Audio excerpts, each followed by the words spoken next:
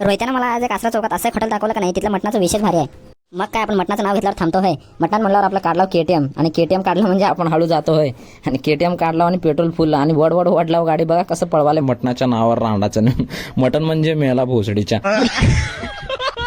आणि आज एकतर संडे होतं. संडे म्हणल्यावर आपण शांत बसत नसतो. मटण म्हणलं की विषय क्लोज.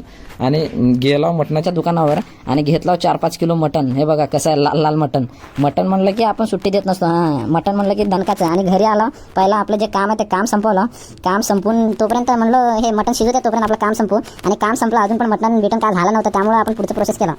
मग काय, काम संपलं आणि मायाला बोलवलं. मायाला म्हणलं चल कटिंग करायला जाऊ. माया मला राणाच्या माझ्या अगोदर कटिंग करून आला होता आणि म्हणून सांगितलं चल माझं कटिंग करून येऊ. माझं कटिंग थोडं जास्त केस वाटलं होतं, त्यामुळे गेलो. आणि हे पंजाबी मागं दिसायला बघा. आणि प्रोफेशनल कटरा पंजाबवरून आलेला आहे. आणि कसं केलं कमेंटमध्ये सांगा, कटिंग बरोबर झाले का नाही.